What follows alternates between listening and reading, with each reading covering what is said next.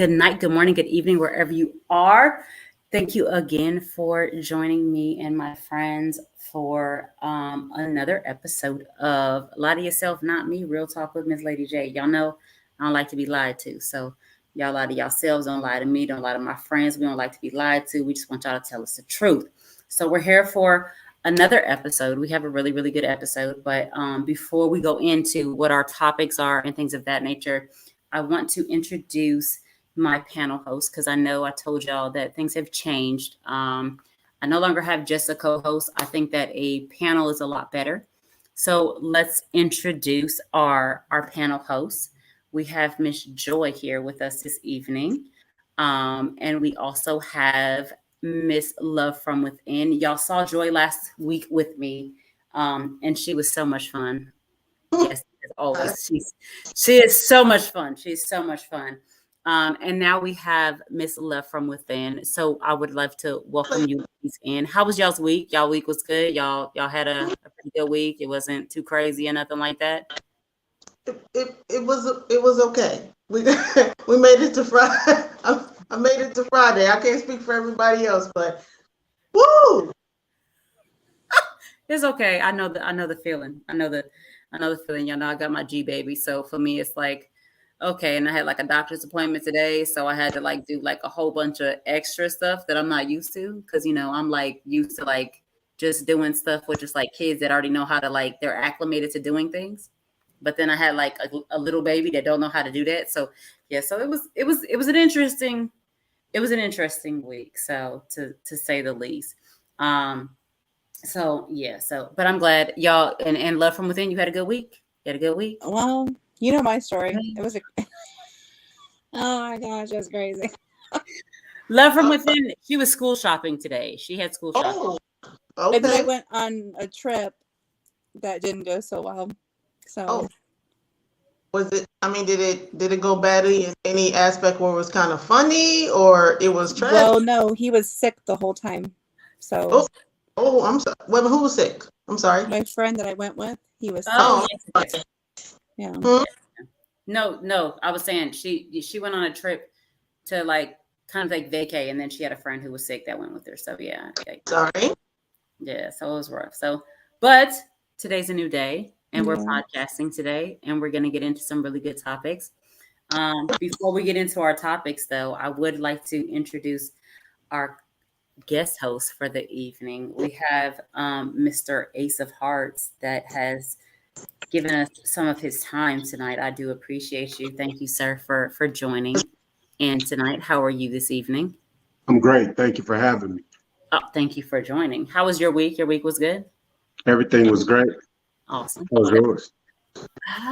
It was good. Again, the G baby being around is a little bit different for me. I'm used to kind of like just getting up and going and doing what I want to do, but it's a little bit difficult with him now. So I'm just trying to move into these new spaces that I live in and just maneuver from there.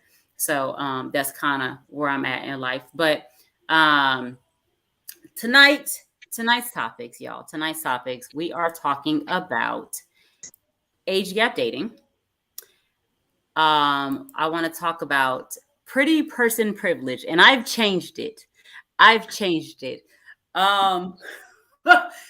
Joy and I have had this conversation before, and she calls it pretty girl privilege. But I want to put it on both sides. Like I want to put it on both sides of not just pretty girl privilege, but also like men having that same privilege, right? Like that is said or put out there. So I labeled it as pretty person privilege. So for men and for women. And then yesterday I had a conversation and it made me want to talk about this, knowing when to let go. Knowing when to let go when you're in relationship or when you're in situationships or whatever you want to call it with a person. Do you know when it's time to let go? Or you just gonna keep lingering and hanging on or whatever? Like, when do you know it's that time to just be like, I'm just done. Like, I'm not doing this anymore. This is not for me. It's not healthy. It's toxic. It's just not working, whatever the case is. So these are the topics for the evening. So let's get started with our first topic, which is age gap dating. Right. So I'm I'm so like literally, y'all know me. I live on TikTok. Live on TikTok. TikTok runs my brain. So y'all know like that's where I get 9.5 out of 10 of my ideas or whatever. Right. I was on this one particular time and we were in live and there was a gentleman who, or no, there was a lady actually who said that her grandfather had married. Her grandfather was like in his like 80s, I think, and had married a 25-year-old. And like,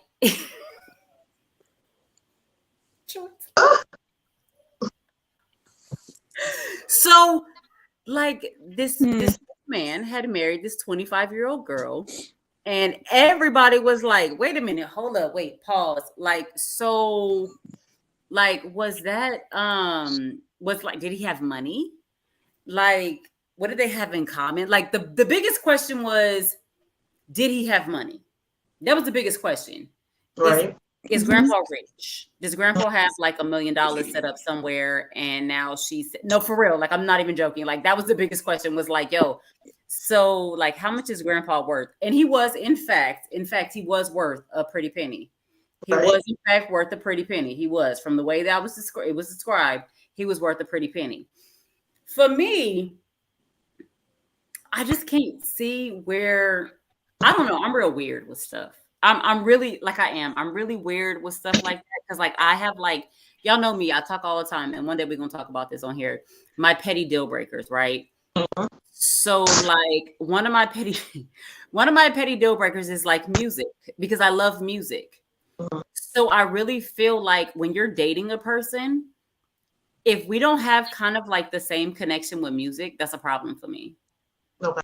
Because on Sundays or Saturdays when I'm doing my cleaning, right? Because that's usually how we do. We clean on Saturdays, right? And like we do this whole spring cleaning and stuff. Like you get up real early, right? 6 o'clock in the morning, whatever, 5 o'clock, and you blast your music, right? So I'm blasting what I'm blasting. If you up in here and you blasting Frank Sinatra,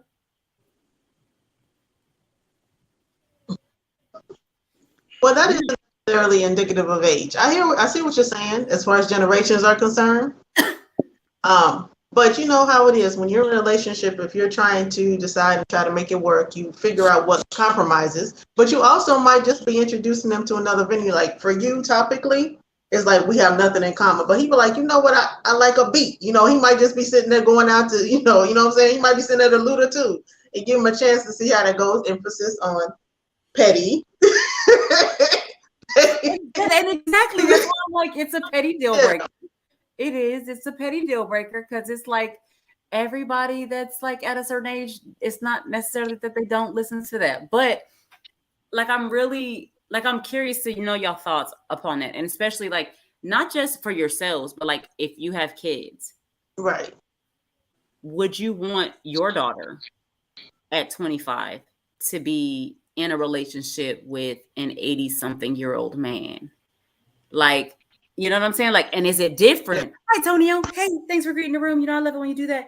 Is it different for you as a person, right? Like you, is it different for me at 42 to date somebody who's 26 and my oldest will be 24 in October, as opposed to my 24-year-old dating an 80-something-year-old man? Like, is there a difference? So I'm really curious to know y'all's thoughts and y'all's views on it. So because we have a guest host, we'll let him speak first tonight, if he doesn't mind, Mr. Ace of Hearts. I'd love to know your opinion on this. I'd love to hear your views.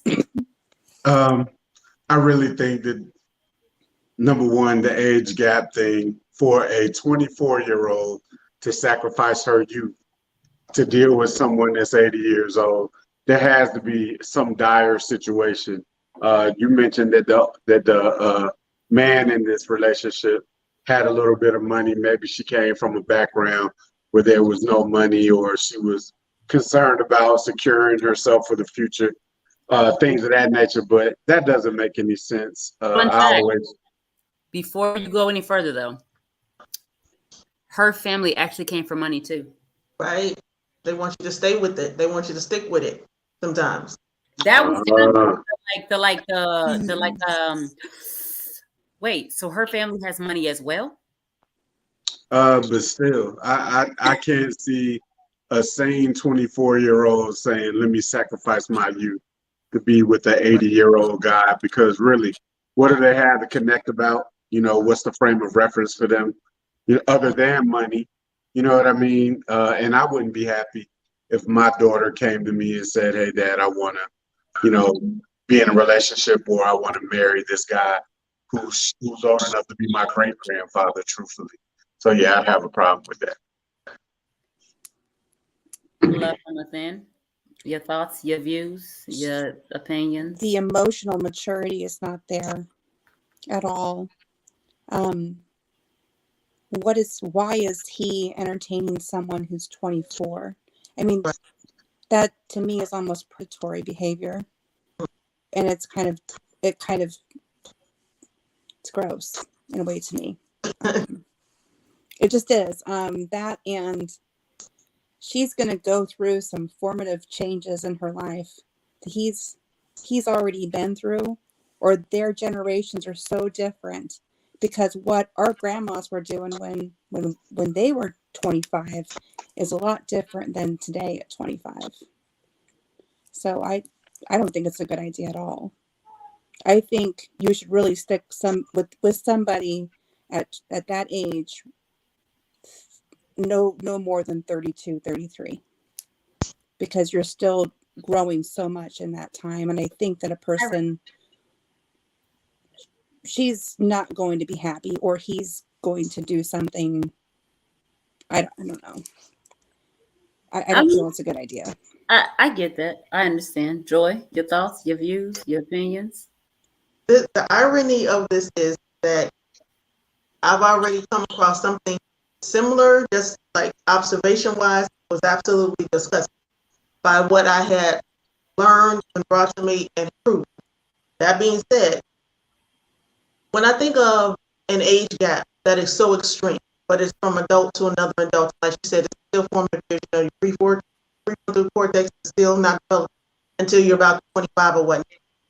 I'm thinking, when I think about why, I'm not even thinking intrinsically about the money.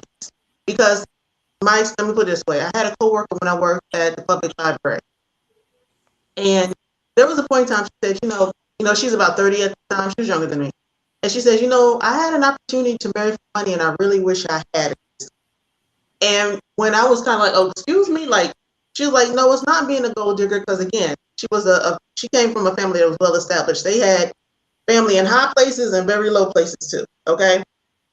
But her thing was, she said, I feel comfortable, I feel safe. And I was kind of like this particular young woman, not to say anyone else, was not a highly sexed sort of person. She was very comfortable taking care of him, not worried about his penis, nothing. He was very comfortable seeing her, having her there, her being pretty, feeling on her little firm ass every now and again and keeping it pushing. You see what I'm saying? And so it's kind of like, what is it that you're going in there with the agreement of? Because you have a lot of men and or women who might really love the idea of having someone on their arm that can make their friends in their circle jealous or feel a certain way. So if she's going in this with open eyes, I have no idea what it is he wants. I have no idea if he takes blue pills or not. It might very much, and let's be honest, a lot of marriages are business arrangements. It might very well be, I want your company. I want somebody too young to take care of me in my old age. She's kind of like, I would like to make sure that I'm comfortable when you pass on, or if you pass on before me, because life is not promised. And I don't want to have sex, or I don't want to, you know what I'm saying? Because sometimes that libido isn't there, and that is very attractive if you are not someone who's highly sexed. Agreed. So that's why I'm not automatically like, I'm not going to say it's not predatory, because there are some times, but it really feels a lot of times, especially if you have some family and people who can give input, that we look at the nuances. Now, if you had said anything younger, I'm like, throw that old man in the garbage, just throw him away. I don't care what you guys, just bye. But that makes me think of that only because, some people I've come across in my life that made me sit there and go, about some, you know what I mean? No, I do. That makes sense. And I know when I had this conversation before, someone had also said, maybe, and I can't remember who it is, and I feel like, why do I feel like it's you, Joy? I feel like it was you that said it, but I'm not sure. But somebody was like, maybe the maturity level, their maturity level. So maybe, and let's not say like 80, like let's say like maybe 60s or whatever, right? Like your 60s, and like 80s an extreme. But Right. if But you're in your even 60s 60s, and that's not. you're dating. No, I get it. I listen, I get it. Because again, I'm 42, and when I look at the idea of dealing with someone who is close to the age of my oldest child. But what if she doesn't want to have children also? So the- the brother, he spoke about how, those are her youthful years and whatnot, right? What if she's somebody that doesn't want to do what youth likes to do? She wants to stay home. She wants to mind her business. She does not want to have a family. She's very content with the caretaker role or whatever kind of care that they have, and they keep it pushing. So and I think I had to talk about that, about the emotional maturity, that a lot of times it seems to me, especially men and women, they date their emotional maturation. You know what I'm saying? If you see somebody that's always dating someone who's so much younger, tell me about yourself, ma'am or sir, or vice versa. And that's why I think it was you, Joy. I think it was you that we talked about this, and we talked about the fact that like sometimes somebody's emotional maturity, even though they're older, right? Because we always, like, I think in society, I think we always assume that because somebody's older, they're supposed to be more mature. They're supposed to mentally be in a space, and sometimes they're really not. Sometimes, because I'm not gonna lie, when I come into men who are my age, I'm already like, my assumption. Fun fact: Lady J does assume sometimes. Okay, she does. You know what they say about assumptions. Like I said, you and me, and sometimes I make an ass out of myself. I do. But I'll think that because someone's older, that they're supposed to have this same, like a higher maturity than me, or something on the same path. And sometimes I'd be like, did you say that? You didn't say that. You really said that? Back to the drawing board we go. Back to the drawing board we go. So go ahead. I think everybody's conditioned differently, and I just want to push back on a couple of things. They're female predators too. You know what I mean? And for this man, and I don't know the specifics of the situation or the individuals, but most 80-year-olds, you're doing a good job to get them out of the bed and eat breakfast and take a nap and all of those other things. So the very notion or idea of this 80-year-old chasing this 24-year-old is, and that's why it's possible. Let's take it down. Let's go, for instance, like my grandfather is 80 years old and he farms 1,000 acres by himself. Okay. But he's not laying around, but my grandpa's also not the type that would go after a 24-year-old. He would go after somebody 70 and above. Probably. Exactly. Right. No, just like you said, it's a matter of dealing with the situation, because honestly, I cannot see topically what a 25-year-old per se would have in common in any sort of regard. However, emotionally, or someone is kind of like when I was younger, there were two specific times that I dated older than me, significantly older than me. And one was emotionally much younger than me. And the other one was, the age that he was. I was 25, he was 45. Okay. And he was cool. He was very much a homebody. We were very much from different generations. And I could not imagine, you know what I mean, having that. It lasted about 6 months. And for him, younger person on his arm, this, that, and the other. But I also was a single parent.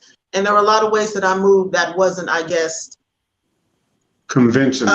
I wasn't as naive, or I wasn't to be Svengali, if that makes any sense.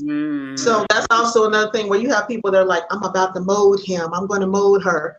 And I would like to say to some of these persons who act in predatory manners, just because you see youth does not mean that you see stupidity. You might see naivety, you might see somebody that's ignorant of certain ways, but that does not mean that they are not able to learn. That doesn't mean that they are stupid in any means, and that does not mean that you're not going to get your get back if this is the way you're treating someone.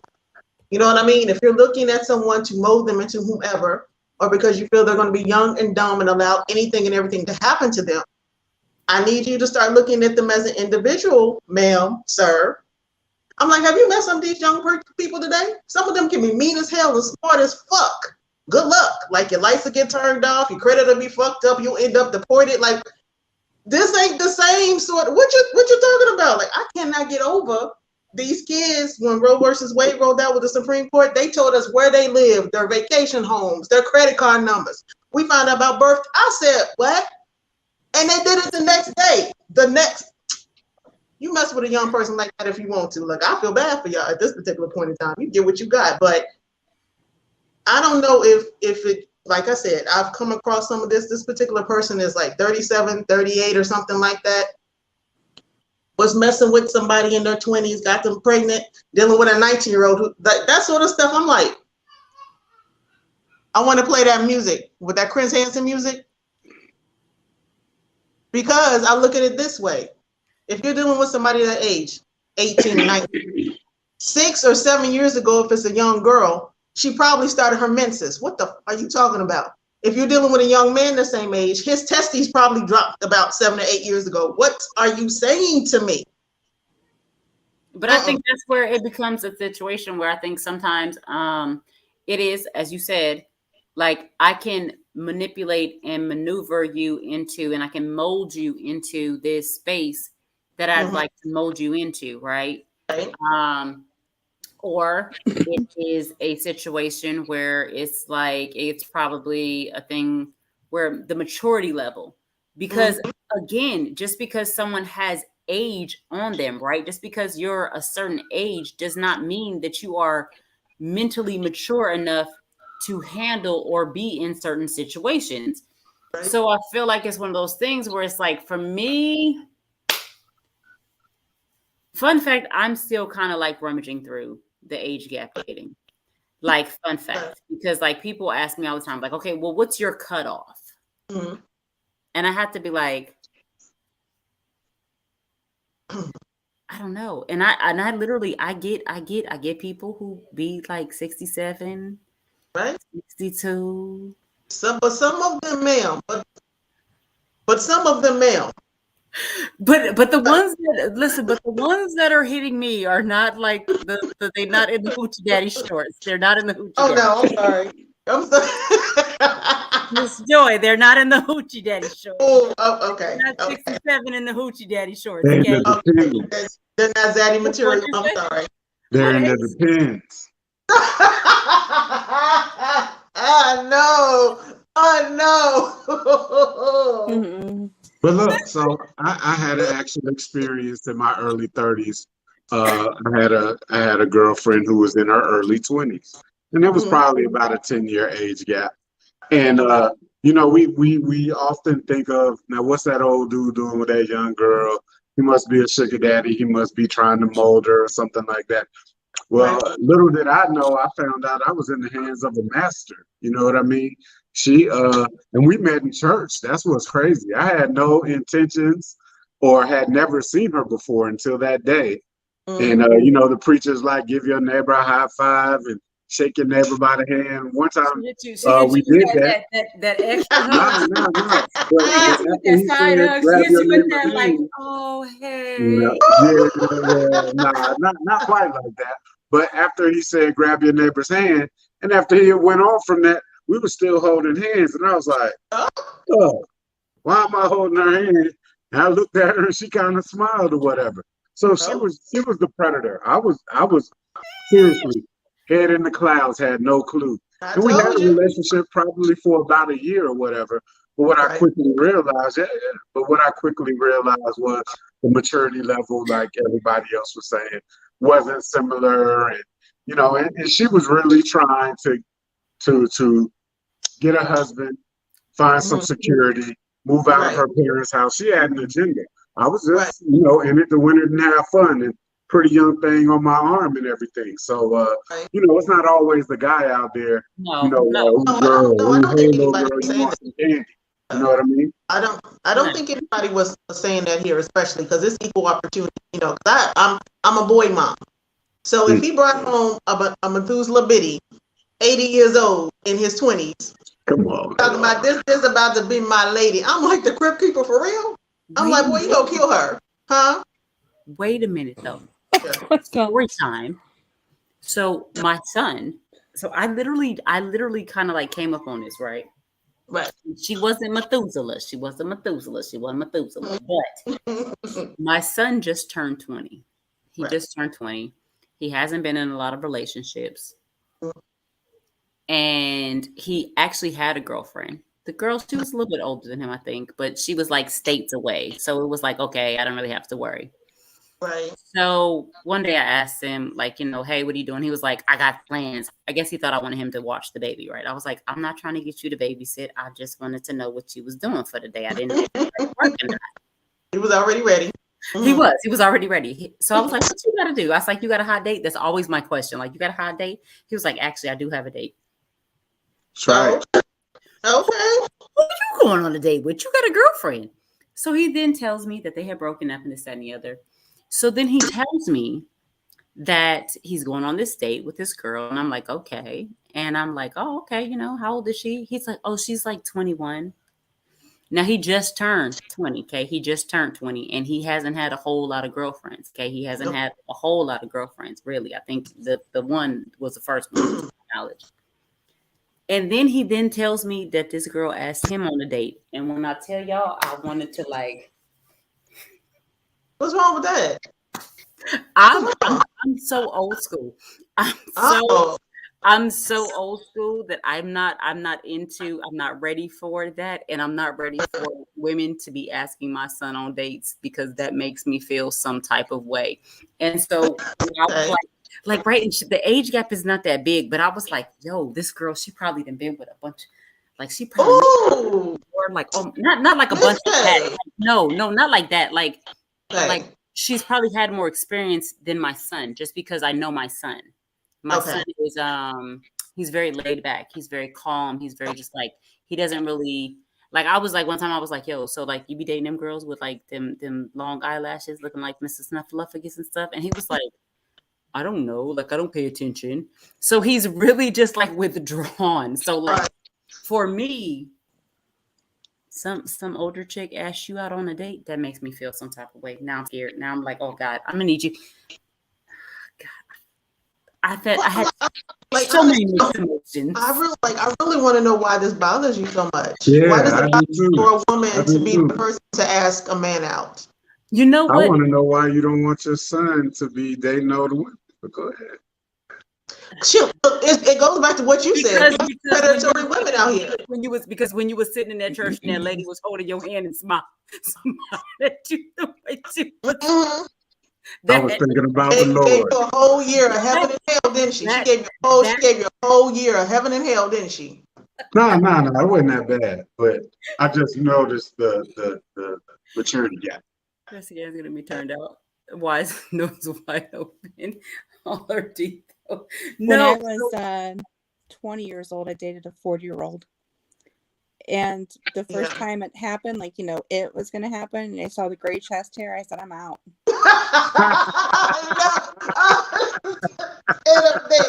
Oh, no. I couldn't do it. I'm good. She shot me dead in my chest. Oh, I'm good, sir. See you later. Hi, Stephen. How are you?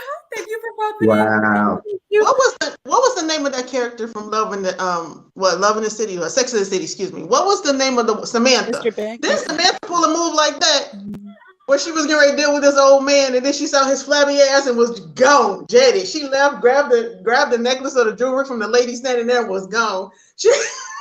Yeah, it was a little looser down there than I was normal to. But it was no. The yonder, and then like this was gray, and I was like, sir, I'm out. Like the guys I deal with, they're still, and there's nothing here. So that. And so now what made you deal with him in the first place? What made you deal with him in the first place? Because he was successful. And actually, he was really nice, and he taught me how to do my finances. She got something out of it. He was a financial advisor. And you couldn't overlook a little gray hair. He taught you something, and you couldn't overlook a little gray hair. Oh no! No, it was droopy. It was droopy. You know, like the boys were drooping, and I was, I can't do that. The boys I was dealing with at 20. This is the thing. This is the thing. I really wish that a lot of older men and women would hear some of the conversations that younger persons are having, because like there's a person that that I'm mutuals with or whatever, and they're mutuals with another person that I follow who follows me and this good stuff. And he sent her a video, and it was primarily funny, but it was like a weird sexually charged sort of video. It was weird as hell. And he's in his 40s. She's 21. Tell me why she sent it to me like, Auntie, look at this, cracking up. And I'm like, baby, these men and women are laughing at y'all a lot of times. And it's like, please, look, I like to tell some people, if you have ever thought this to yourself or said it aloud, you have such a mature spirit. You're so mature for your age. Leave them alone. Find the one who's actually that age. If you have ever looked at them and said, you have such an old soul, if you don't take your old ass on. No, stop it. Like, I cannot stand people that interrupt the journey of our young persons, right? Yes. They're not necessarily living in a vacuum. They're going to find their experience and do what they have to do. And of course, there are outline of relationships, just like you're talking about. You got some people walking around 16 who will have the maturity of a 50-year-old. You got some people 50 walking around 19. They might meet up and it might be the thing, whatever it is. All I'm saying is that when you are interrupting someone to the extent that you have messed with them psychologically, you've bothered them physically. When I spoke about the two persons that I dated who were significantly older and the one that was he was very immature, this man tried to get me pregnant. Let me tell you something. When I say I ain't never been back, he probably still spinning where the fuck he at. What did you just say to me? Well, we're going to be together forever. That's a lie, because I don't know where you at now, nigga. I'm sorry, I don't want to get them thing messed up. No, like, I can't take it. When you are sitting here, when it's not even just a matter of physical attraction to whomever this young person is. You're sitting over there, look at that tight skin. It's always leading with this. You interrupting them, you want to get in between their legs or have what they have in between your legs because of lust. You want to sit up there and mess with their mind, their spirit. You want to do all this because you want to fuck somebody with a firm body. Have you met these 30 and 40-year-olds out here? Have you met these addies? Their skin is firmer than yours. What you doing?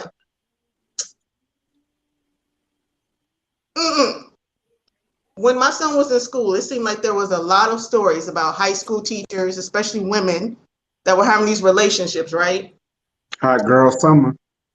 Look, they tried it. I was that mother that was like, I'll go to prison over my child. I will take a spoon with me and scoop out what you figure is your femininity if you touch my kid, because I very much understand that emotional and mental manipulation is just as detrimental as something physical. You're sitting up fucking these young men and women up to the extent that they can have a functioning relationship for decades to come. Yeah. Just because you wanted to get off with a young body and just because you wanted to manipulate someone. I meant that shit. I'm like, don't do that. Like, so I absolutely agree with you. It is very, very much predators all across the board. And girl, I ain't gonna never forget the fact that you let that man go because that chest hair. It was great. She said, no, thank you. No, I mean, I couldn't get over the freaking dangleberries. I couldn't get over that either. How low were they hanging though? Like, oh my too God. low for me at 20 years old.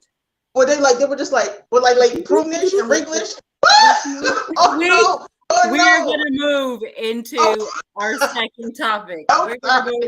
We're going to end the dangleberries. We're going to end the dangleberry conversation. I'm sorry. And we are that wasn't very mature, but I was so curious. I'm so sorry. I'm sorry. Pretty person privilege, because Joy loves to get on me about pretty girl privilege and things of that nature. So, and I know we only have Ace of Hearts for so much time, so I'm trying to get in. No, we're good. I'm here. I'm good. Oh, we good? You you gotta do your dance for that. I do, because I get you for longer. Because I only was all the time. Everybody gonna have to learn how to do this dance. I'm gonna need y'all to learn how to do the bring it around town dance. We gotta be able to do it in sequence. So I want to talk about what's normally called pretty girl privilege, right? That's normally what it's called. And you know what? Fun fact, I had not heard of this. I honestly hadn't heard of this until a couple of months ago. I was actually on someone's live, and this gentleman told me, he says, has anybody been dealing with depression?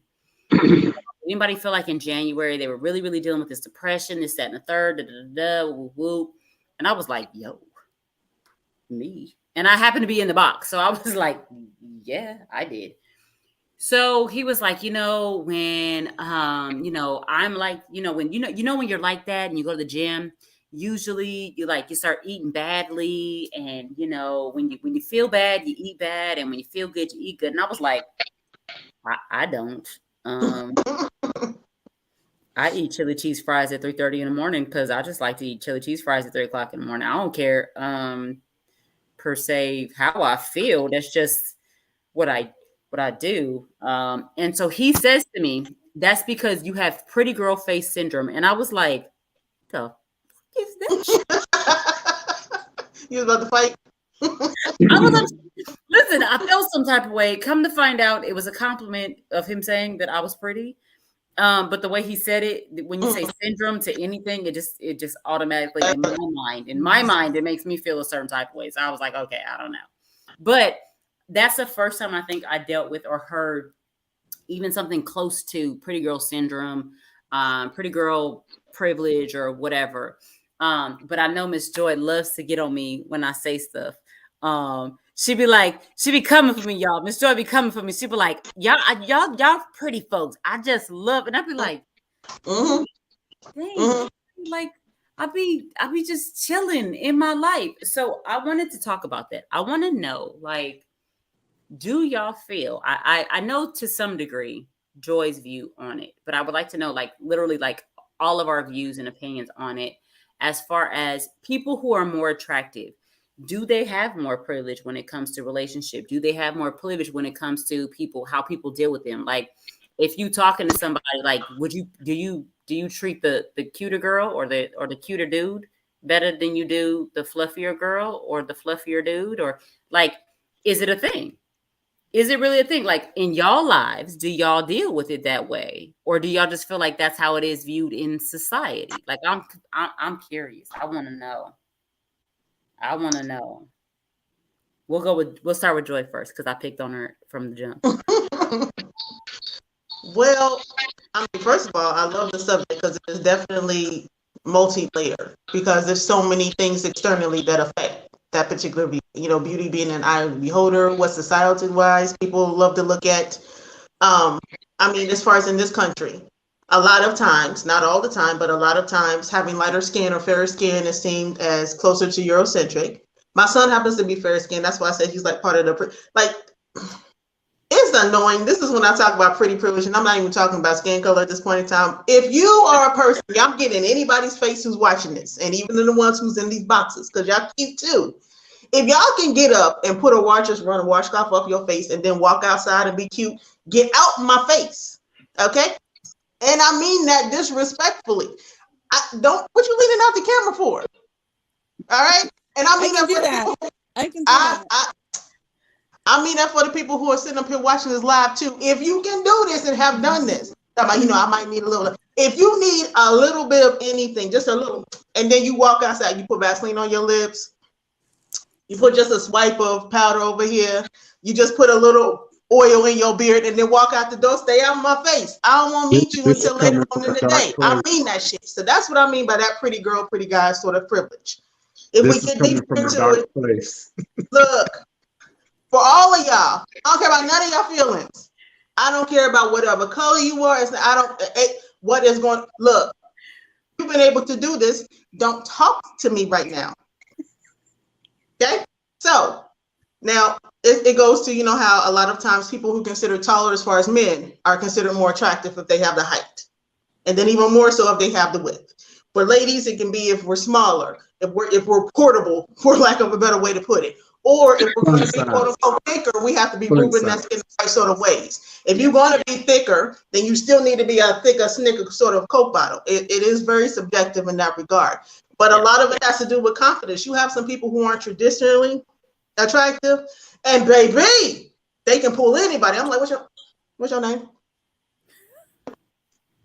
And then it gets back into I'm serious. I can't tell you how much. If y'all sitting up there doing the bare minimum, got the skin popping, this, that, and the other, whatever, however your features are arranged, I'm just gonna walk outside after washing my face with a washcloth. Get away from it. I'm talking about it. I don't care how old you are either. I don't care how old you are either. What'd you say? I'm sorry. I hear hate in your heart. You do. Hate up. At least she's I am honest hating. about it. At least she's honest about it.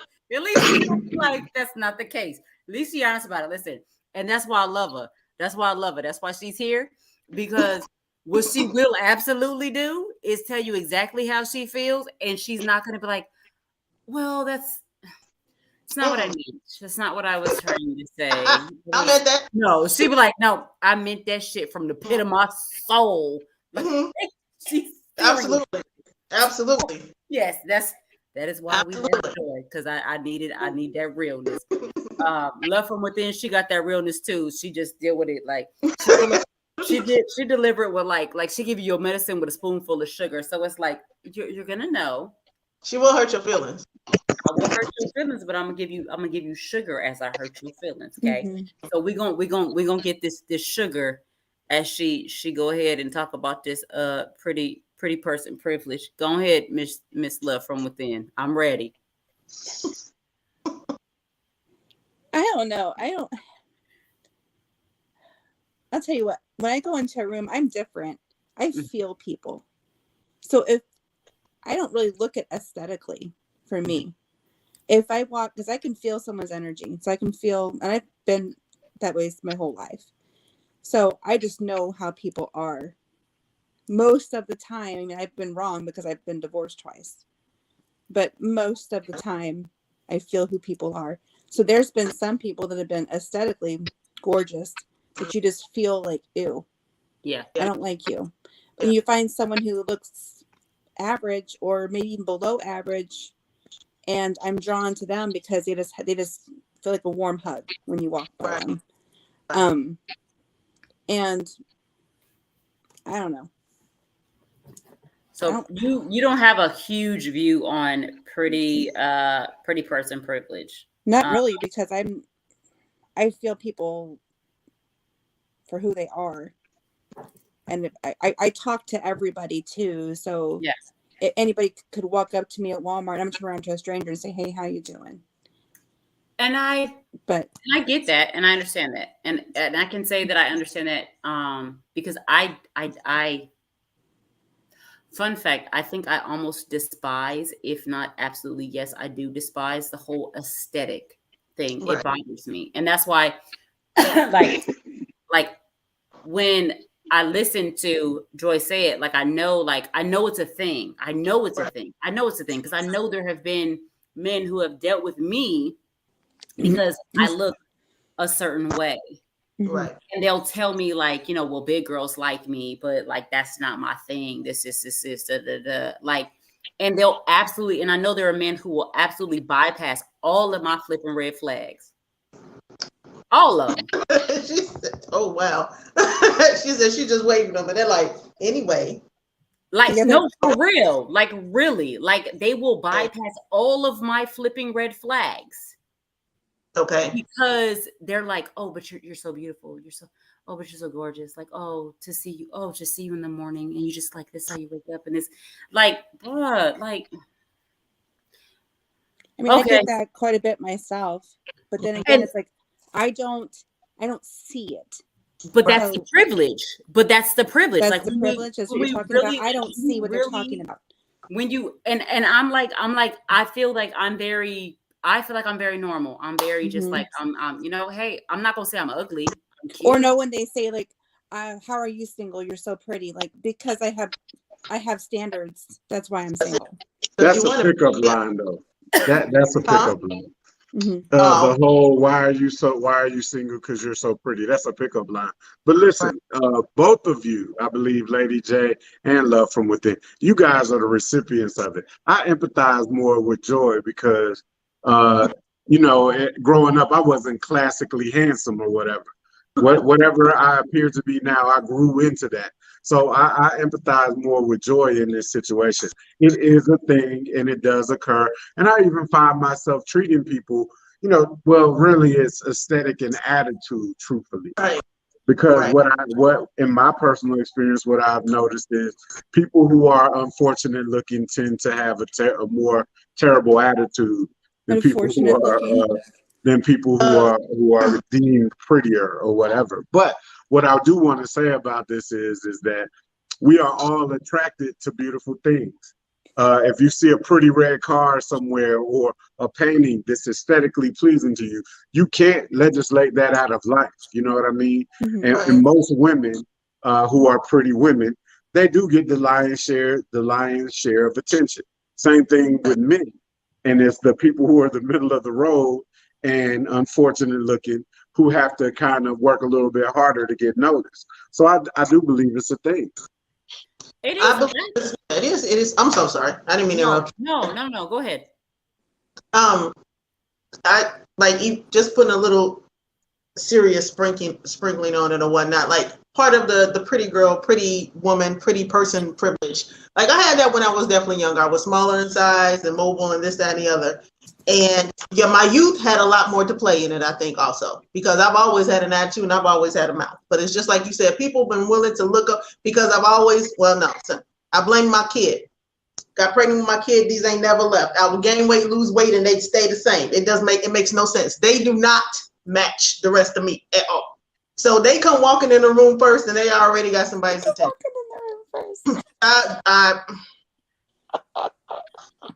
Look, I'm just saying, like y'all see a little bit here. That's just like an eighth of what I'm working with. If I sat up there and push this stuff up here, they will ban your shit for pornography. I'm telling you this right now, okay? So what I'm saying is that, first of all, it's very subjective. It is an eye of the beholder because somebody walking past, looking a certain way might not do it for you. But then they might open their mouth and either sincerity, charm, or whatever comes out. Now they look or feel a certain way. You have people that gravitate, like you said, towards pretty things, beautiful things in nature. We see, attractive people sometimes are equivalent of like those really bright peacock feathers or those really bright colors that you look at and gravitate towards, right? Exactly. And so the privilege of it a lot of times is that people want to have a proximity to it. And because they want to have a proximity to it, they'll treat them nicer so they'll stay around. They'll get perks here, there, and the other, that sort of thing. That might be some of the privilege. The downside is that some people, when they're attracted to others, they don't equate it with intelligence or whatnot for men and women. So they'll see an attractive person walk in and they just like, because of their own experience and the way they walk in life, I know that they're not as smart as me, or I know they're XYZ. Whereas, you know what I mean? So it's so subjective. And I do like to poke fun at people because the majority of the people that I see, whether you consider traditionally attractive or not, I've gotten to know something about them. And I'm like, y'all part of the pretty people right here. And I'm still mad about the skin thing. Like I tell you, even if your face is unfortunate, if you got that pretty ass skin and just a washcloth thing, I'm still mad. I'm still going to say something. So it's like a faux insult, but you're absolutely right. Hate in my heart, honey. I hear the hate in your heart. Let it out. Yeah, I got it. I got it for y'all. I think I do agree that it is a thing. You think you ugly? You doing a full modesty I don't thing? think I'm pretty. I don't think I'm pretty, but I appreciate it. I don't think I'm pretty, but go ahead. I'm no sorry. Please, I'm be quiet. No, you get it. I think that definitely. I think it's a thing, absolutely. But I think you have to. So like some people use it, right? The pretty girl. Right. Guy or handsome man, whatever you want to call it, the privilege, right? The privilege of being attractive, right?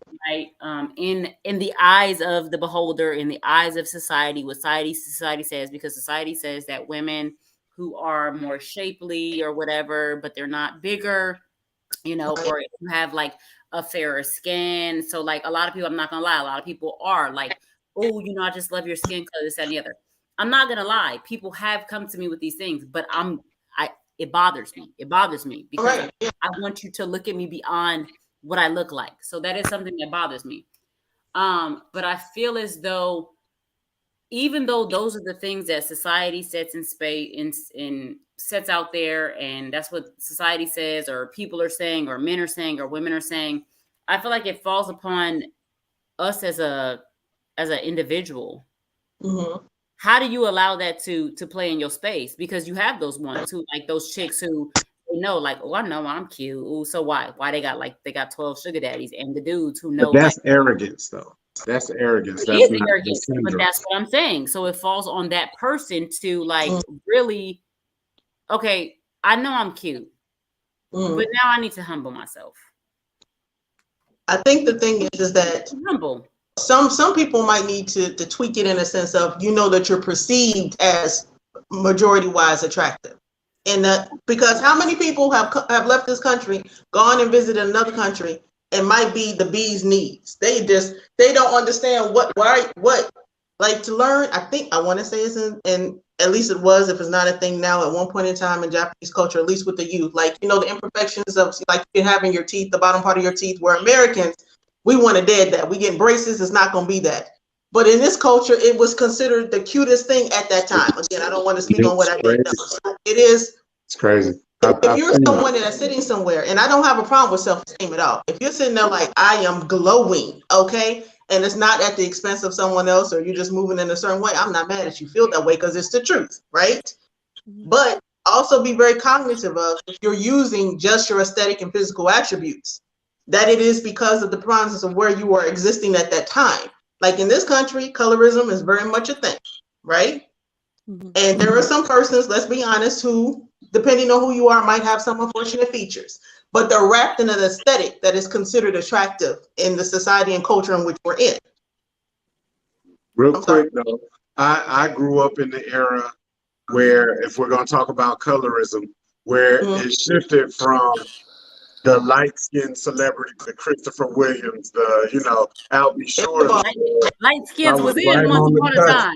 Of those 1990s, where guess what? The dark skin started to fall back into place. You know what I mean? So the shift for me, I saw it as a youth growing up, and as soon as I hit college, it shifted for me. I became a little commodity just because my skin was a little bit darker. I wasn't, you know what I mean? But all of to sum this up real quick in a neat bow, we all operate and navigate in that stuff.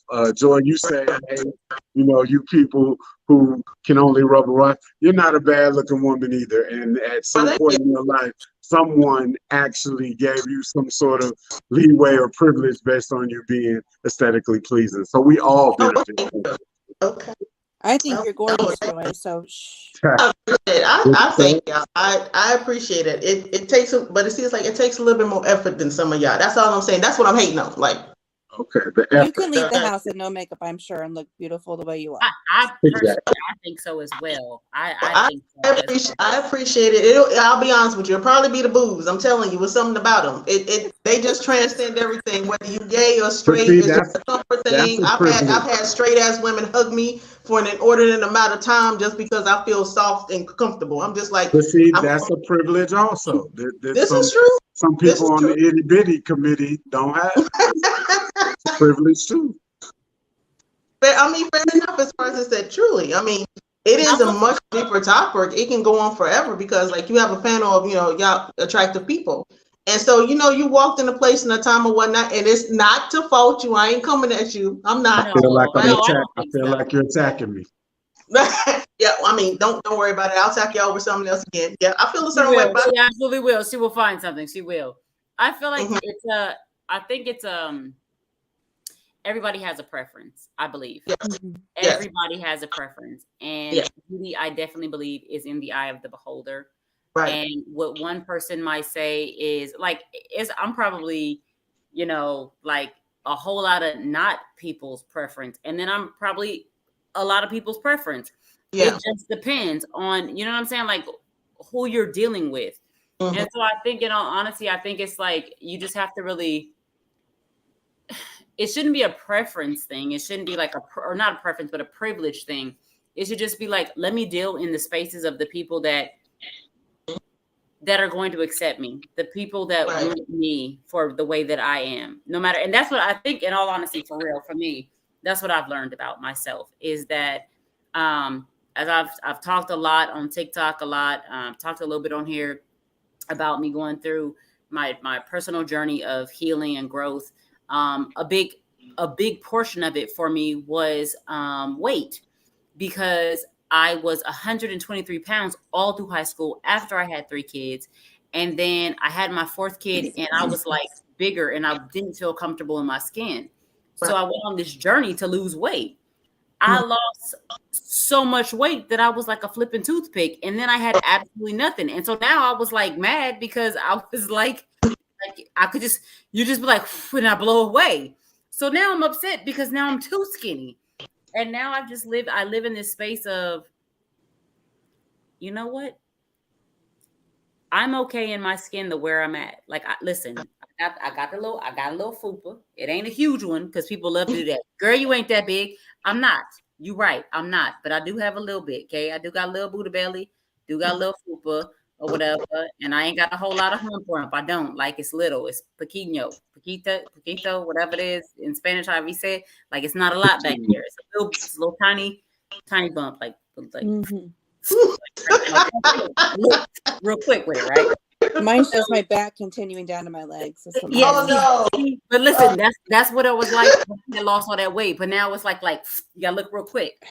So, but I'm comfortable in my skin. I'm comfortable in that space. And if somebody not comfortable with it, that's on you. That ain't got nothing to do with me. That's a you issue. It's not a me issue because I'm comfortable with this. So I'm not gonna change that. So I feel like whether it's pretty girl or handsome man syndrome, preference, whatever, privilege, whatever you want to call it, I feel like it really comes down to us all being comfortable in our own space and then just knowing, like, dealing with those people that are comfortable with us instead of allowing people to make us feel like, oh, well, you're not as cute as that light skinned girl, or you're not, because people do it on the dark skin.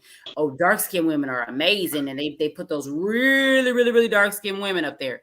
So it's like there's always an issue. So I feel like it's like being comfortable in your own space is a huge thing, and I feel like you have to kind of like live in that as opposed to worrying about like, well, this person has privilege and that person has privilege. I feel like it's being comfortable in your own skin, in my personal opinion. That's just me. And y'all know I ain't an expert at anything at all. But if we're good here, I'd love to move into our third topic. Are we good to move into the third topic? All right. Our third topic is knowing when to let go. Right. That's a hard topic, I think, in my personal opinion. And I feel like it stretches across the board of a lot of different things. I feel like it stretches across the board of because a lot of people like to think like when I speak, I just speak in relationships of men and women, men and men, men and women and women, or whatever, romantic relationships. And I feel like relationships across the board are kind of universal because how you deal with people is how you'll deal with a lot of times your significant other. Mm-hmm. So I feel like it's a good question. Like, do y'all know, like, do we know when it's time to let go of a situation? Do we know when it's time to let go of, whether it be with a mom, a dad, an uncle, a cousin, a boo, a bae, a husband, a wife, or whatever? Like, when do you know it's time to just really be like, I can't do this anymore? When is it time to just say, okay, I'm done. I can't do this no more? I think that point comes when you have turmoil within. You know what I mean? I was in a situation where I knew I was wasting time, and I happened to be married, and I woke up one morning like, what am I doing here? Why am I wasting my time in this marriage? And I told my ex-wife, I was like, yo, hey, why are we wasting each other's time? She's like, oh, don't worry about it. We'll go to counseling. We could fix this. But deep down in my heart, I knew that I couldn't. But the timing and as far as letting go goes, it really depends on how much you care about that person that you got to let go, whether it's a family member, a significant other, or just a platonic friend relationship. It really depends on how much you care about them. There could be toxicity in a relationship and everything. But if you care for that person, you tend to hold on a little bit longer in hopes that, things will get better, in my opinion. If I could ask a question before we move further. So you said when you were in that marriage, she was like, it'll be fine. We can just go to counseling, this, and this. And you just kind of like, you said you just kind of let it go. No, I didn't let it go. I mean, I still press the issue like we're wasting each other's time. We really are. And there was turmoil within me because at that point it was just like I need to get out of this, and how can I get out of this? And it was stressful. It stressed me out. I became clinically depressed and didn't know it. Had no clue that I was depressed like that. But it there was just something in me saying, "Hey, you're wasting time here. You're wasting time." Can I ask how long it took for you to finally be like, all right, I'm just done? The situation kind of blew up. Maybe I'd say maybe 6 months, 9 months after I had that initial thought, because it just had gotten to the point where I didn't want to be in the same room. I didn't want to talk. I didn't want to sleep in the same bed. It pushed the situation pushed itself to the point where it was time to get out of it. Okay. Okay. Ladies, I'm listening. Your thoughts? For me personally, I think it's twofold. One, when maybe you find pain, there's more pain there than there is joy. And it sounds, it sounds kind of like, about just out there, just thrown out there. But sincerely, if you spend more time, and not everybody can always be in, a place of euphoria. I get that. But if you find as you're moving through this life with someone, and I'm speaking from maybe a romantic aspect in this example. If you find that if you're moving through this life and there's less joy in the journey with them, because life can hit you a certain way. If any way, shape, or form a person becomes the enemy, or they become that other obstacle, or they become that other aspect reflective of what's hurting you within your own space in your own home. If you find that there are more pieces built of them within where you used to be, then perhaps this might be a time to back up. You know what I mean? If everything that you think about or the way that you move is primarily and profoundly about that person and it has supplanted your being, then I don't know how that works. I don't know how you function to an extent as a human being, an autonomous human being within that sort of scope. I can't say that I've been in abusive relationships as far as romantically. I have been in abusive relationships with friendships. And when I was younger, I didn't see it because of that loyalty thing. I'm going to be loyal through the thick and thin. I'm not going to be that person that leaves you behind, so and so, so and so, so and forth. And every time I did that, I was leaving more and more pieces of myself behind. And it kind of blew up in my face because I need to make sure that I'm present, healthy, and whole as far as my kid is concerned.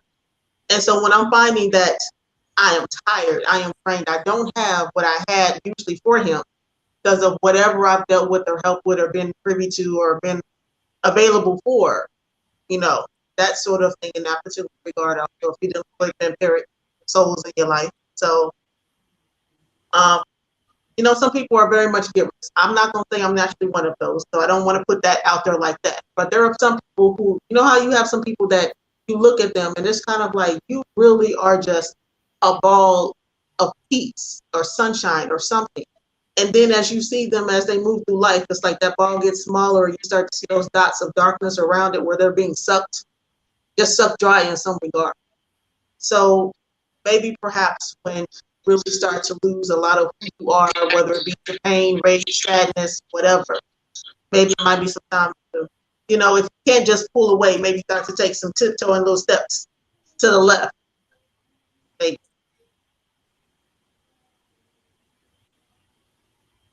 My brain fairies are thinking. I agree. No, I agree, and I think what really kind of hit me is that the ball of light, right? Because a lot of times people want that ball of light from you, right? And so sometimes that's where things end badly. Because sometimes, when you start out in relationship with, if you're talking romantically, when you start out with people who are, whether they're getting to know you or whether you're in relationship with them, it's easy, right? Because it's like this, it's new, it's fun, it's amazing. And so you're this huge ball of light at times, depending on the type of person you are. So you can be this ball of light. But then as people begin to, as you get to know this person, and now when you deal with me in everyday life and Right. all of my situations, right? Because when you were getting to know me, you just like dealt with me in increments, these little bitty tiny bits of time. But now that you deal with me in these huge increments of time, whether you're living with me, whether it's we're spending more time together, now I'm not this huge ball of light anymore. Right. So now it's like, oh God, you're kind of negative. You were so positive before. You were so this, you were so that. I'm the same person I was. It's just now you see me in day-to-day life, and so then that becomes a question of, it's like, okay, well, can I deal with you in your day-to-day life type situations? Like, are you the person that I want to deal with? And I think a lot of times people are not taking the time to really get to know people, Right. to see if I should spend this much time with you, to know when it's time to go. But that's what kind of touched me when you were talking about that, like that ray of light or that ball of light. Because I've dealt with that myself. Like, it's amazing to be a ball of light to people. But then when people really get to sit with you for a while and they see you on a day-to-day basis, that ball of, and that's a lot of times what crushes things, right? Because it's like, as I was getting to know you, this is the person that you were, and now this is not who you are. So now it's like, now I'm at this middle of the road, like I'm at this fork in the road, and do I want to still deal with you in that light, in that manner?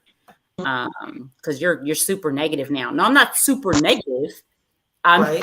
I'm living life, Yeah. and so I can't be, rainbows and sunshine every day. Every day I can't be rainbows and sunshine. Not every day. Okay, it doesn't work that way. So that kind of hit me. But love from within. Your views and your thoughts on, because I have completely my own set of thoughts or whatnot, but on when to let go. But in your opinion, when it's time to let go, and your thoughts about that. So I'll just give you a little synchronization of events that have happened in the last year real quick. Okay. So last 2 years. So my best friend passed away. And then 2 weeks after she died, the guy that I thought I was going to marry, I thought I'd found love of my life after being single for 5 years. This was it. He breaks up with me 2 weeks later, says that I should be getting over my best friend's death and I'm crying too much. Come to find out, he gets involved with somebody else like a month after, so that puts me into a tailspin. I've got my narcissistic, controlling, toxic mother on my shoulder going, get over him, and get over her. It's time to move on. So you know what I did? He was still trying to get in contact with me. I kicked him out, her out, and an 8-year friendship with a guy that went through a traumatic brain injury and was still drinking like crazy, like he said that he wouldn't. And he put me through some emotional shit when he was going through his recovery and using me as like a crutch. And then one night he got too drunk and he said some stuff. And I said, you know what? You're out too. Right. So it's just, as I went through my spiritual awakening, we're not even really talking about that here, but LadyJ really would know what that means. But you totally transform who you are and who and what you'll put up with. And then you put those boundaries in place and you say, no fucking more. I'm done. And when you get to that point, it's almost dangerous because you start cutting out everybody. I went from about 30 to probably 30 friends who I consider were close down to 5. All right. And I was just like, you know what? You try to fix everybody. So stop fixing. Stop trying to be everybody's sounding board. Care about yourself. Love other people. But I am the most important. And if nobody can see that you should hold yourself into that regard, you just can't talk to me, because I need everybody in that same playing field where we're taking care of ourselves and we're loving other people and we're not treating them like garbage. Any hint of a person treating me like garbage, out. No second chance. I can't do that anymore. So My idea of I think I had to go through something pretty life changing to make me see that this is what you've been doing this whole time. Yeah. And I just don't allow garbage in my life anymore. If you treat me like garbage once, you're going to treat me like garbage again. So Yeah.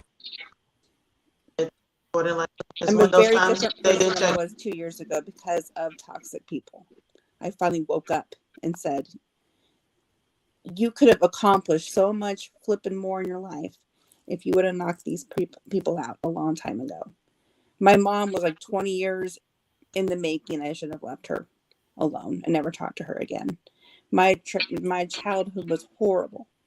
And everybody that I had in my life reminded me of toxicity in some way. So it was like, who the heck are you allowing in? And this is why you are who you are. So let's change that, because I used to be very meek and mild and I'll put up with anything. It's much different than I was 2 years ago, for sure. Yeah. Are you happier? A lot happier. I'm probably the happiest I've ever been. Good for you. Good for you. You made the right choice. You definitely made the right decision. I learned that people get tired of being sick and tired. And when people get tired of being sick and tired, that's when you make, I believe, life-changing decisions. And as Love From Within said, you know, we kind of connect on a different level because we have a different understanding of each other from conversations that we have prior to an awakening in our lives and understanding different things about ourselves. And you really get to that space where you like, I'm just not going to do this shit no more with folks. Like, I'm not going to allow people to just like walk over me. I'm not going to allow people to just be, you know, talk to me any kind of way. And when you get to that space, it's a very dangerous space, because the thing about it is when you get to that point of being tired of being sick and tired, you will let any and everybody go. Mama, daddy, cousin, sister, brother, husband, wife, side bay, whatever, sneaky link, whoever it is in your space that you just like, I'm just not doing this with anymore. You absolutely do. And for everybody, I think it looks different, right? Because, you know, I feel that everybody's tolerance levels are different. Like for me, my tolerance level is different from Maurice's, it's different from Joy's, it's different from Love with Men. Like mine could be like so small, right? Like, and so minute, but Joy's could be like so expansive, and Maurice's could be like in the middle, and Joy's could be like a mixture of all of ours. But when you get to that space where you're like, I'm not going to do this no more, and you're not going to talk to me like this no more, you're not going to treat me like this no more, I'm just not going to deal with these things. I think that's when you know, but then I think sometimes there's these moments where, and that's why I wanted to talk about it. I think because I think like we get to that space, but sometimes we do fall back into that comfortable space. Because I know I have. I'm gonna be honest. Listen, I raised my hand. I'm gonna be honest.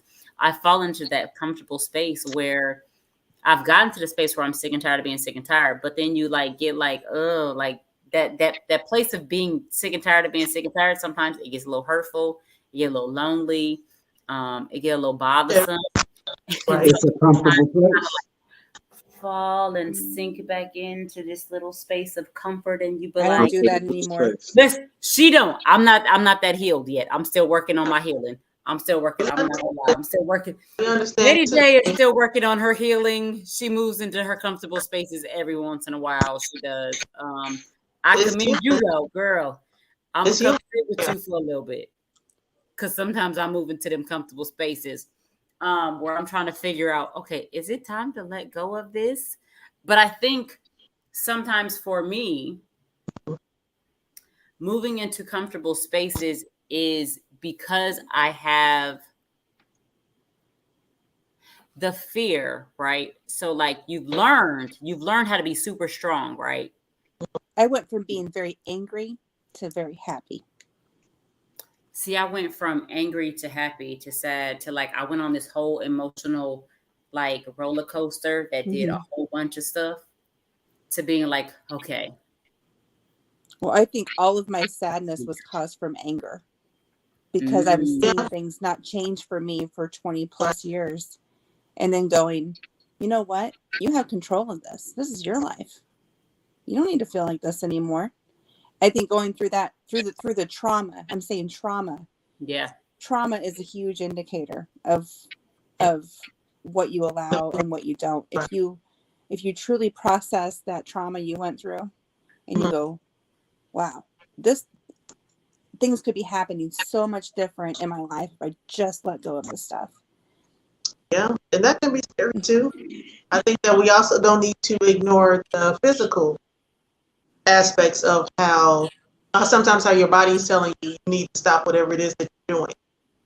I think I was that having heart palpitations too at that point, and then once I stopped, I no longer had heart palpitations. I thought I was having a freaking heart attack.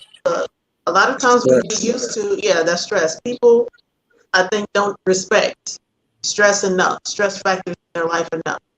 I mean, it's a silent killer, and it can affect your blood pressure, which definitely can essentially weaken and liquefy your insides from the inside out. Like, people do not pay attention to this.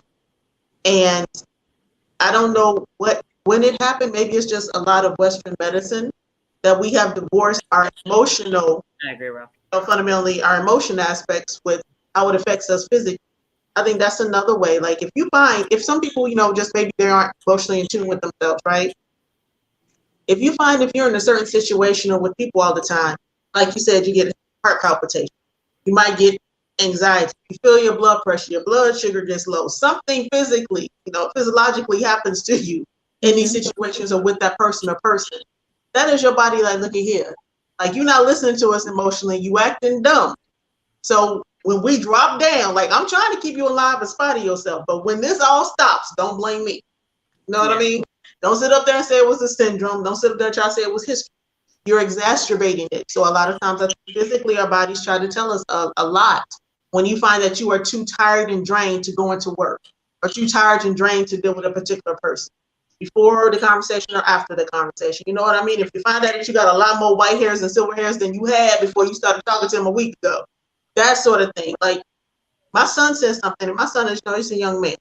And he said, I don't have a problem with people's journeys. I just don't want them to use me, their progress. I don't want them to use me in order to get to where they're going.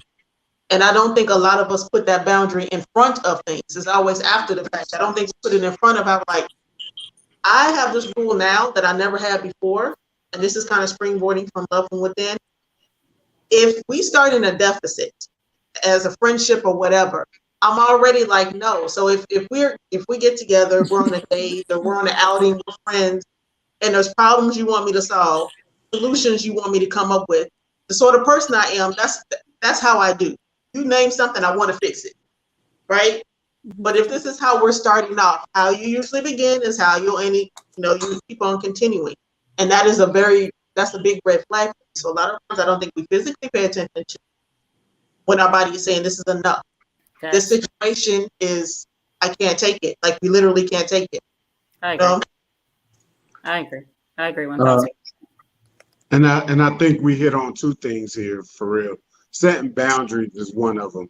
A lot of times in all relationships, there has to be boundaries, and you do meet people who are manipulative, who overstep boundaries all the time.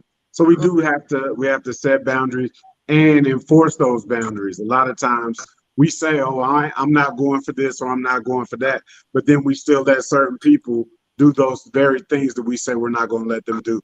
So kudos to you, Love from Within, for just saying, you know what, I'm not dealing with this stuff anymore.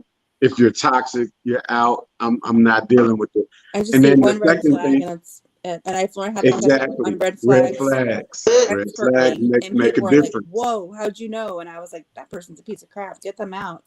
And then like 2 months later, they're still hanging in, and they're going, oh man, I should have listened to you. And then secondly, what Joy said about the physical aspect. I know that when I'm in an argument or disagreement with somebody I love, I become physically ill. Like, I can't function until that thing is straightened out. And that bothers me because number one, I don't want to feel bad about nothing like that. But if it's a situation to where I have to feel that way, then I need to address what's going on in that relationship. No, that makes sense. That definitely makes sense. I feel like I'm definitely in agreement with, like, you see the red flags, you let them go. But I think at times with me, just me in per se, just me in particular, I'm like, I'm always that person that's always like the benefit of the doubt person. I'm the benefit of the doubt person. Okay. I'm the benefit of the doubt person. So it's like certain red flags, I'm like, no, you a nut. No, you're absolutely crazy and you're a nut. And so it's like, nah, I can't. That's a huge red flag. And that's why I have my idea of petty deal breakers, which I think we'll do a show on petty deal breakers. I think we'll do a show on petty deal breakers so that we can discuss what are petty deal breakers. But I have this thing where it's like, okay, am I being petty with this? Like I always use this as a description. There's someone that I've dealt with and they ask really, really stupid questions, like dumb questions, like questions that in your 40s you should not ask. No, really. Like, I'm not trying to be mean or rude. I'm sorry. I'm not trying to be mean or rude. But it's like, it's those ones that you be like, you ever had a conversation with somebody, you be like you're dumb. Yeah. So, I mean, what makes it funny is that you're being so sincere, but it's just... So I've tried in the past to kind of be like,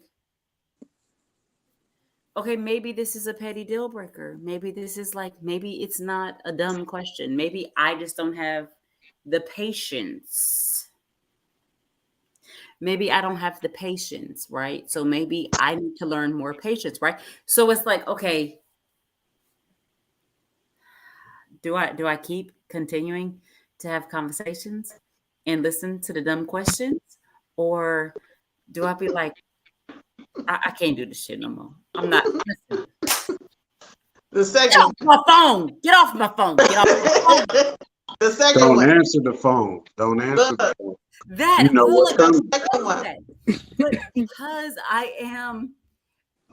I'm working on knowing I have huge deal breakers, right? I have huge ones. Like, I need you to be consistent.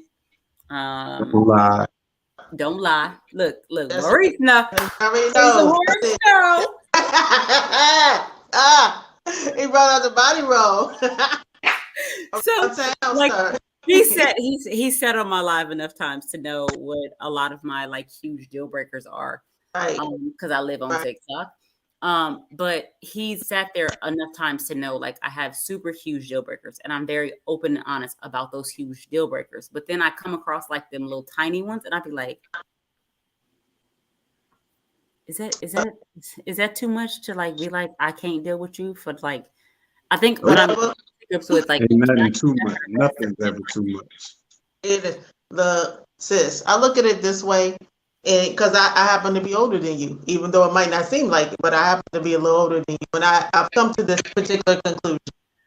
If I'm meant to know you, and if you're meant to be in my life, you're gonna pop up somewhere in some way, shape, or form. I agree.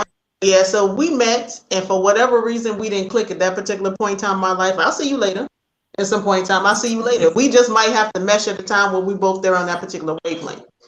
I mean, just on a serious tip, I don't really disregard things that when you're not comfortable, if it makes you uncomfortable in a relationship. Romanticized relationships, as far as romance, it irks the living crap out of me, because it really is genuine to people being able to sit up there and deal with real life things. You know what I'm saying? One of the things that was going on TikTok that I actually would love, though, I didn't think I would, but I do, is when they pose those questions, the ones who act like they have some sense, right? So he or she's a 3, but, right? Or he or she's a 10, but. and it, it seems really superficial and light, but I appreciate it because it makes you think about how a person's character or how they present themselves actually factors into your attraction to them. So you know how somebody says, yeah. So they're like, they're a 3 in the face, but they're respectful, they work hard, and they put you first. You just like, well, that don't sound like a 3 to me. You know what I'm saying? They're a 10, but they're such a mama's boy or they're such a daddy's girl that they don't think for themselves. They that sort of thing. And I particularly like it as far as how it can be developed more, because that's how we move in real life. That's why I cannot stand these romanticized versions of romance where they're just like, you'll meet your other half and it'll be like a whole come together. I'm gonna need y'all to be whole before y'all decide to make a whole different tapestry, okay? Like we got bits and pieces of people floating around. Look here, I'm gonna tell you something. As much as I talk, I am a mess right now. I'm gonna cut it out. I'm gonna leave y'all alone. I'm gonna sit over here. Now, trust me. Now, and plus I like being by myself too much. I will walk away in the middle of your sentence if I'm irked, okay? I will sit up there like, I'm gonna go home, and then I'll go home. Wait, hold on, y'all. So we were in a live once. I have to tell this story. I have to story time. I have to tell this in the middle of hers. I forget. Please forgive me for interjecting. No, y'all have to understand this.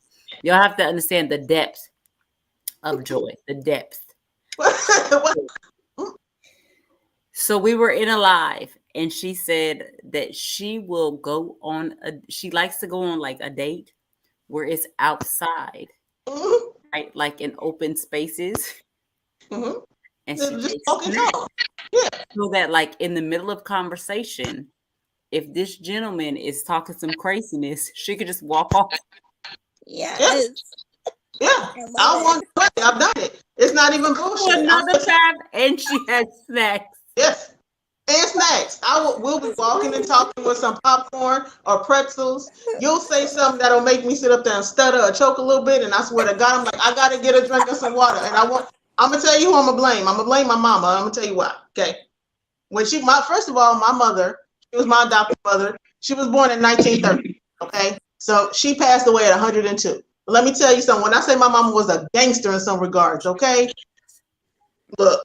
There was an instance where she and this particular gentleman got married. She wanted to get away from home. That's the only reason she was getting married. First of all, they got married under somebody else's name. So she's like, I was a married woman at 15. No, you weren't. Your cousin was. That's whose name you used. Anyway, they get on a train and go to New York. That's where her sister is, right?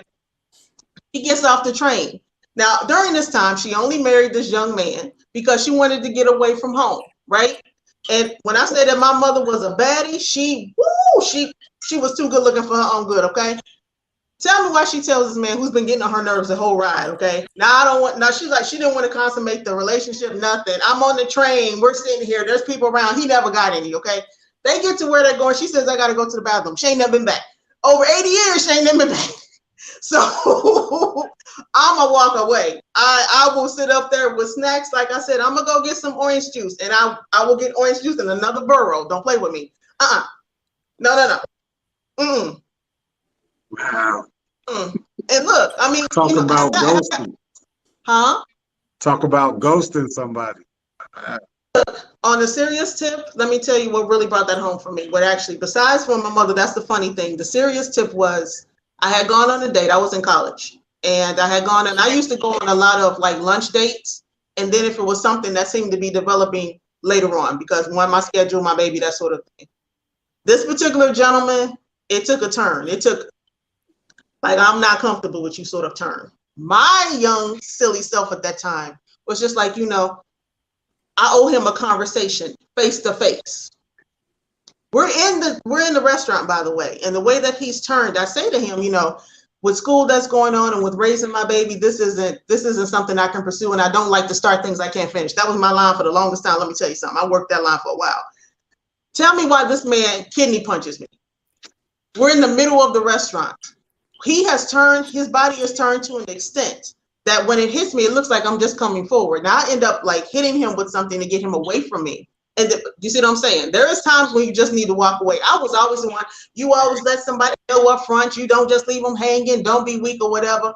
That man told me there are some people you do not need to meet. There's some places you don't need to be. So like I said, we're going to walk and talk out in public. We're going to keep it very casual so you don't feel pressured. I'm going to be able to observe how you move in spaces with other people around you, different things. And if I don't like something, I will wander off. Ooh, squirrel. I will wander off a path. I will be like, look at that puppy. I will go play with other people during our date, and eventually you'll look up and I'm in my car.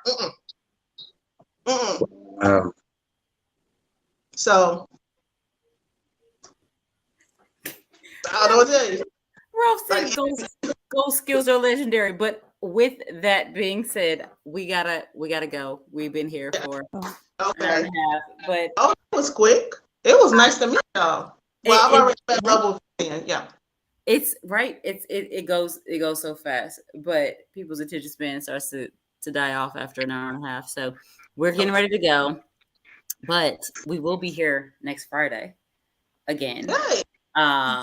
So I'm not sure if we've convinced Ace of Hearts to come back with us for another Friday or not, but hopefully he will join us again. But before we go, we want to go ahead and ask everybody, how can we find them? So Miss Joy, you said we can find you where? On TikTok at Know Your Nature. So it's KNOW, then underscore UR, then underscore nature.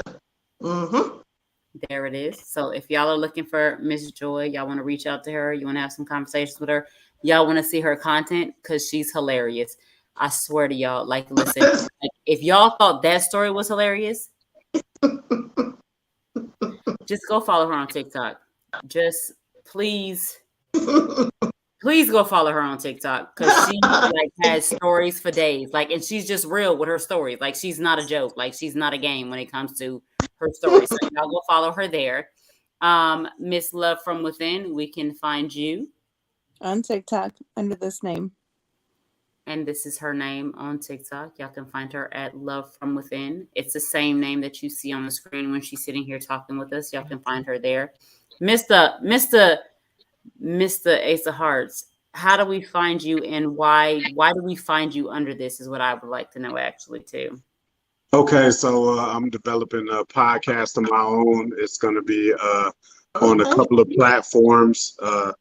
We're in production now. So on IG, you can find me at heartfelt_truth_podcast. And that should be up and running within the next 2 or 3 weeks. Oh, snap. Oh, you moving. Okay. I sure better be a guest on your show. Of course you will. Does that mean that you're declining absolutely being a panel host? You put me on the spot. We can negotiate. We can have a conversation. Oh, we can negotiate. Okay, we'll negotiate. So, as y'all know, those of y'all that follow me know that what runs my brain? TikTok runs my brain. So y'all can find me as LadyJ1111 on TikTok, because that's where I'm always at. Pretty much, people, they hit me up other places, but that's where I'm at all the time. I'm also on IG as Ladyman2008. On Facebook, you'll just see me as my regular name, Jeanne Man. Y'all don't know how to pronounce it, but that's okay. That's how it's spelled. That's what it is. That's how y'all find me. And I'm also on Twitch. I'm not a super gamer. I'm like a half gamer. I do Sims, and I do Mario Brothers, and I do Animal Crossing and things of that nature. So I'm kind of a halfway gamer. You do old people gaming. You know what? Brother trying to fight. You trying to start a fight before you bounce. He really is. Before the show ends. He's trying to start before the show ends, but it's fun. It's all good. And then of course on YouTube, you guys can find me as LadyJ. I do not have that one in the scroll in the boxes because I forgot. But I thank y'all for joining us this evening. I had an amazing time with you ladies, and also with you, Ace of Hearts, even though you just tried me with the old people gaming. It's all good. It's good.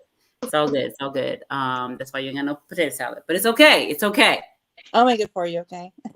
Oh, thank you. I appreciate it. Well, damn.